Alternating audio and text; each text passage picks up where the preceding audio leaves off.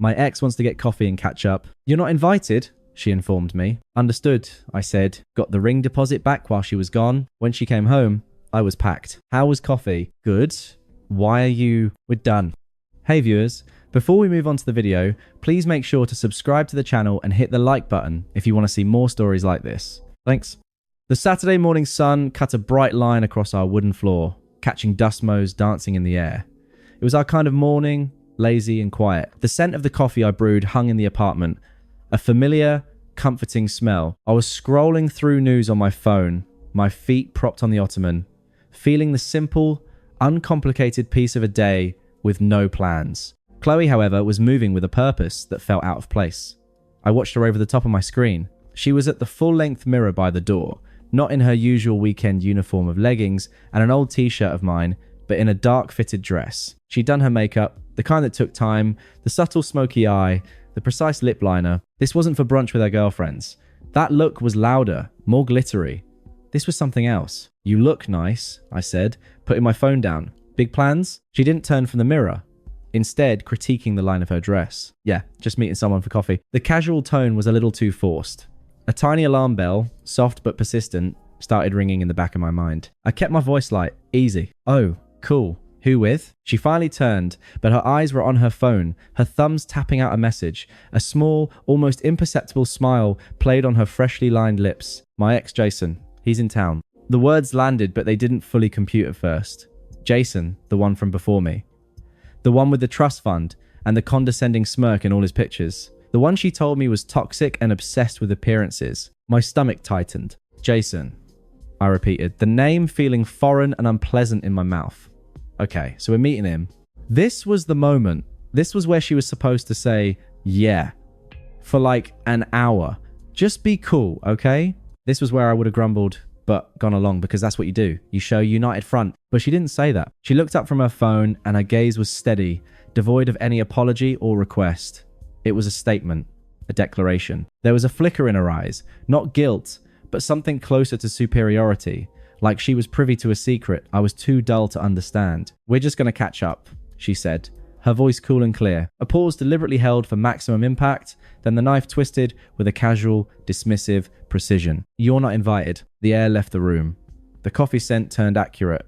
The sunny, peaceful morning shattered into a million sharp, glittering pieces. You're not invited. The words echoed in the silence of my head. This wasn't about coffee. This wasn't about catching up with an old flame. This was a power play. It was a deliberate, cruel drawing of a line. I am going to a place you cannot follow. I am prioritizing a connection with my past over my present with you. And I am explicitly telling you that you are excluded. I felt the weight in the front pocket of my jeans. Then the crumpled receipt from the jeweler. I'd picked up the custom-designed ring yesterday. The plan was to surprise her tonight, to cook her favorite meal, to get down on one knee right here in this patch of sunlight. The deposit had been massive, a sum saved for 6 months. The ring was finished. It was waiting for me. It was supposed to be the start of everything. And she was telling me I wasn't invited to her life. I saw the future in that single heartbeat's long moment. The arguments, the you're controlling accusations if I objected, the simmering resentment if I said nothing, the slow, painful death of my self-respect as I accepted this new diminished role in her world. The alarm bell in my mind wasn't ringing anymore.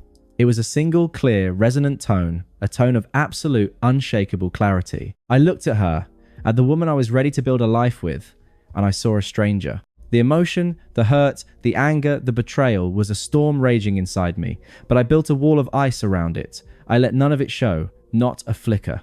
My voice, when it came out, was calm, flat. It wasn't a question, it wasn't a plea, it was an acceptance of terms.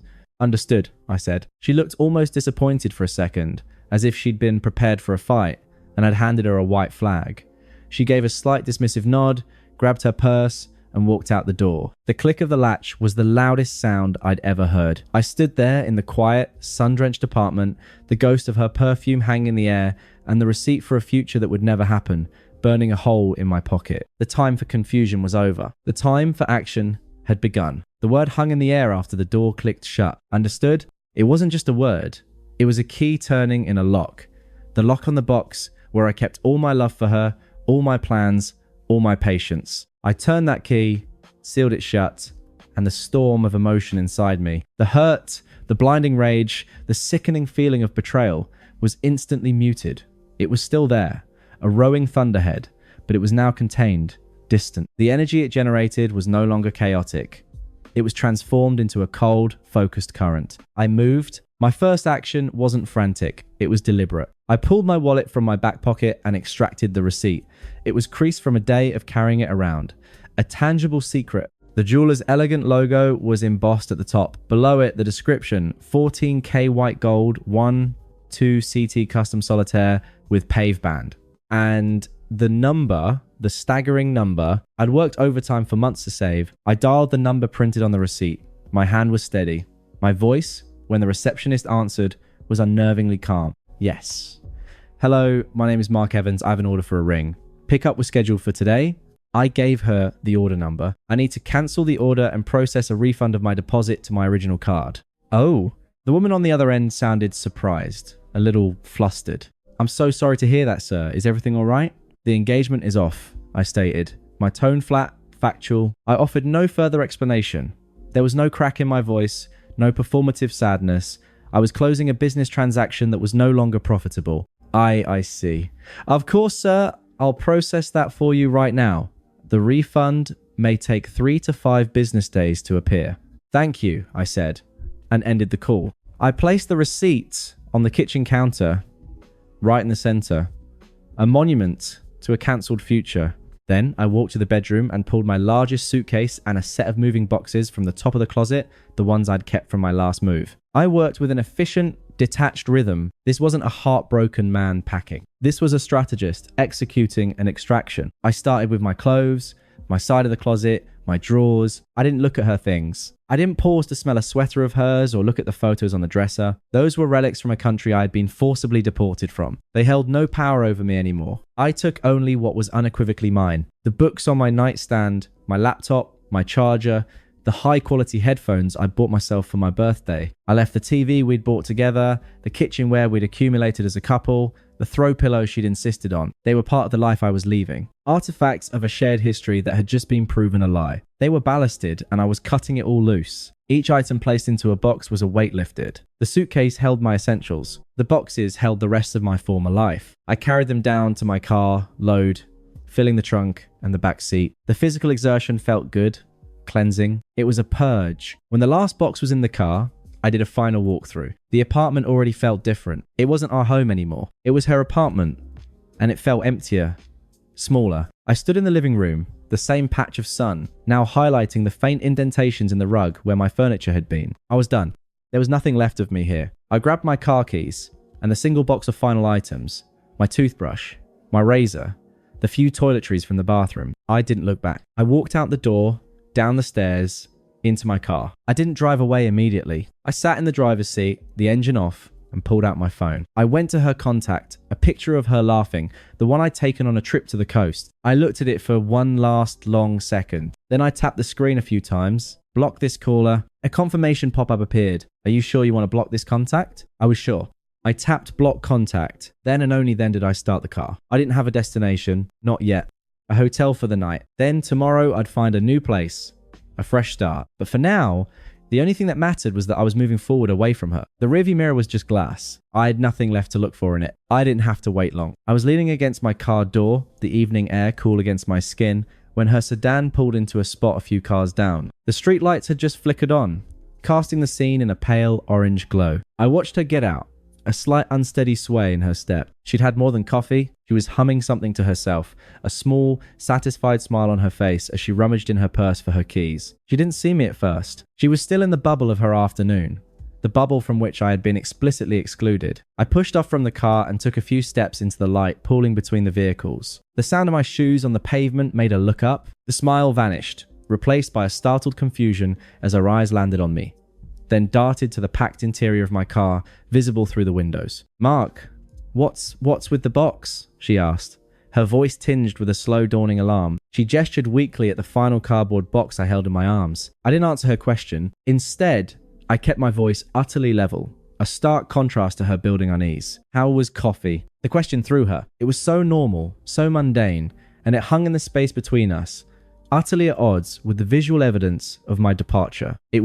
She started, her brow furrowed, defensive gears already turning. It was good.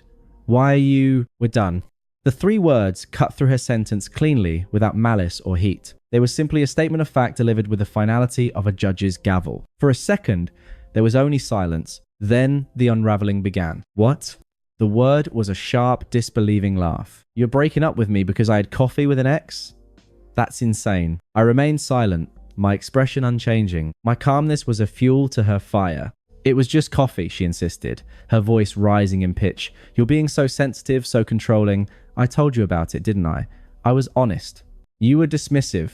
I corrected her, my tone still calm. There's a difference. Oh my God, she scoffed, throwing her hands up. So, I worded it poorly. You're really going to throw away our entire future, our engagement, over a poorly worded sentence. The mention of the engagement was my cue. I didn't need to say a word. I just looked at her, letting the silence and the packed car speak for me. The future she was talking about was already in my rearview mirror. Her confusion curdled into anger, the true colors rising to the surface now that manipulation and minimization had failed. You're pathetic, she spat, her face contorting. You're actually doing it. You're running away because you can't handle a confident woman having a life outside of you. You'll never find anyone who puts up with you like I did. You hear me? Never. The words were meant to wound, to shatter my resolve, and make me beg for another chance. They echoed in the quiet street, ugly and desperate. I took a slow breath, not out of need, but as a period to her sentence. I hefted the box in my arm slightly, a physical reminder of my decision. The future you're talking about, I said, my voice firm and clear, ended the moment you told me I wasn't invited into my own. Goodbye, Chloe.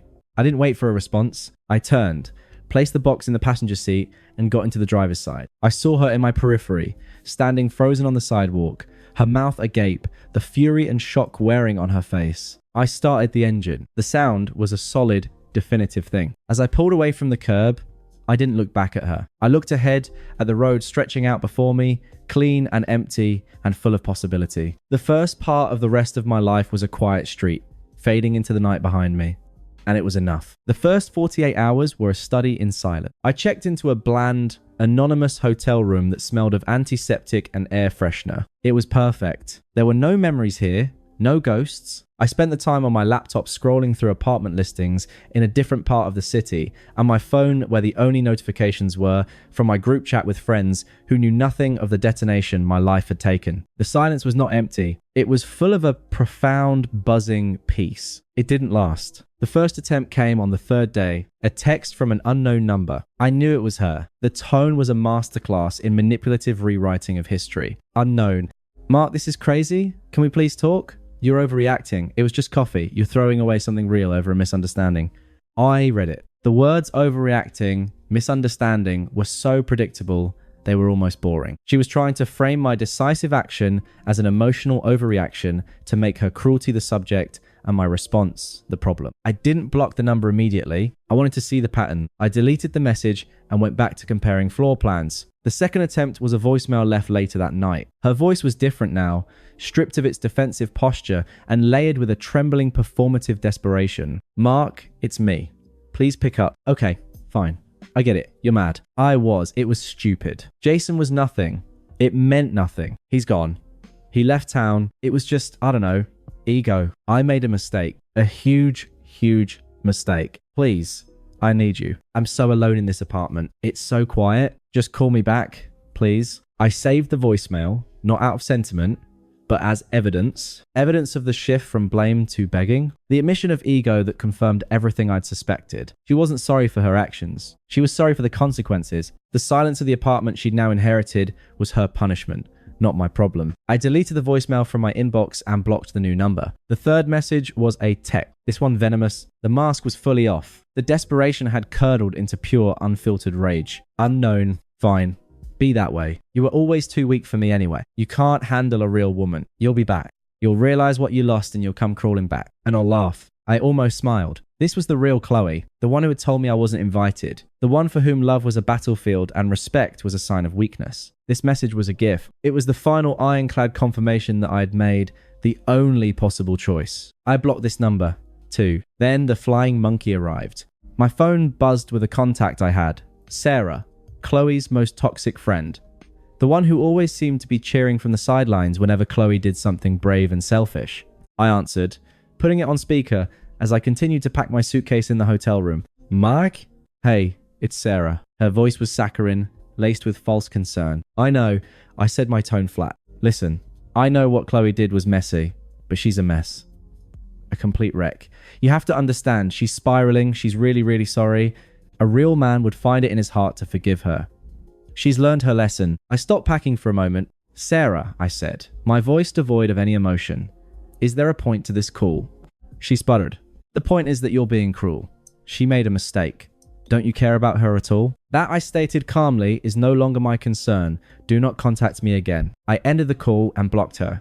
Number 2, the circle was complete. The pleas, the anger, the enlisted allies. It was all a script I was no longer reading from. A final email slipped through a day later. The last gasp before the digital silence became absolute. It was from an account I didn't recognize, but the voice was unmistakably hers. Subject: I get it now. Mark, I'm writing this because you've blocked me everywhere else. I went to the jeweler today to see. I don't know what I was going to see. They told me you cancelled the ring. You got your deposit back the day I left. That's when I finally understood. You weren't mad. You weren't hurt. You were done. You made your decision while I was still at the coffee shop. You were already gone. Jason hasn't answered a single text. He used the catch up to try to sleep with me one last time for old time's sake. And when I said no, he vanished. He was just using me, and I threw us away for that. For nothing. I get it now. I finally understand what I lost, and I have to live with that. Chloe. I read it once, then I selected the email and clicked delete. I didn't need her understanding. I didn't need her closure. Her unraveling was not my burden to carry. The karma was not dramatic. It was quiet and total. She was alone in the apartment she had made sacred to her own exclusion. Haunted by the ghost of a future she had casually incinerated for an ego stroke from a man who saw her as a conquest. She was broke, having relied on my income for the larger bills. She was isolated, her social circle now tainted by the pathetic truth of her situation. And I felt nothing for her but a distant academic pity, the kind you might feel for a historical figure who made a catastrophically bad decision. It was over. Her consequences were hers to manage. My life was just beginning. 2 months later, I was in a booth at the Grizzly Bear, a pub we'd never visited together, laughing with 2 of my oldest friends. The air was thick with the smell of fried food and beer, and a noisy game of darts was underway in the corner. I was relaxed, my arms slung over the back of the booth, a cold pine in front of me. This was my world now. I saw her the moment she walked in. Chloe. She was with Sarah, huddled by the door as if bracing against the cold wind. She looked thin, and the dress she wore was one I recognized from a happier time. It now hung on her a little too loosely. Her eyes scanned the room, and when they landed on me, they widened, then filled with a desperate, hungry hope. I looked away, turning back to my friend Mike's story about his disastrous golf lesson. I took a slow sip of my beer. The peace inside me didn't so much as ripple. A shadow fell over the table. I looked up. She was standing there, her hands clenched into nervous fists at her sides. Sarah lingered a few feet behind, a sour look on her face. Mark. Hi. Her voice was a fragile thing, barely audible over the pub's den. You look good. I gave a slight polite nod. The kind you'd give a cashier you didn't know. Chloe, how are you? The question, so simple and devoid of subtext, seemed to undo her. Her composure cracked. Not great, she admitted, her words tumbling out in a rushed, shaky confession. Actually, terrible. I miss you. What I did was the stupidest thing I've ever done. He meant nothing. You meant everything. She was waiting for it. For me to soften, to say, I'm sorry you're hurting or it's okay, to offer her a lifeline back into my orbit. I said nothing. I just looked at her, my expression neutral, my eyes clear. There was no anger in them, no lingering love, not even the cold satisfaction of being right. There was simply nothing. A vast, quiet expanse of indifference. My silence was more terrifying to her than any shout. She filled it, her voice cracking with emotion. So that's it. After all that time, after everything we built, I placed my pint glass down on the coaster with a soft final click. I wasn't talking to the woman I'd loved. I was explaining a basic fact of the universe to a stranger. That was a different life, I said, my voice calm and even. I've made my peace. I'm happy in this one. I paused, letting the truth of those words settle in the space between us. She could feel it, the genuine, unshakable contentment that radiated from me. It was the one thing she could never fake, never manipulate, and never take from me. And you're not in it. For a long moment, she just stood there completely still. The desperate hope in her eyes extinguished, replaced by a dawning, horrifying understanding. She was looking at a man who was truly completely free. And her presence, her pain, her very existence was as relevant to him as a forgotten receipt for a ring that had never been picked up. She was powerless. She was irrelevant. Without another word, she turned and walked away. Her shoulders slumped in a defeat that was both total and permanent. Sarah shot me a venomous look before scurrying after her. My friend Leo whistled low. Dude, who was that? I picked up my beer again, the faintest genuine smile touching my lips as I turned back to my friends. No one, I said, and I meant it. No one at all. The conversation moved on. The darts game got louder. The night continued. I was already there, present and alive in my new life. A life she had unwittingly given me the courage to claim. And it was better than anything I had left behind. Thanks for watching. Make sure to subscribe to the channel and hit the like button. What do you think about this story? Share it in the comments.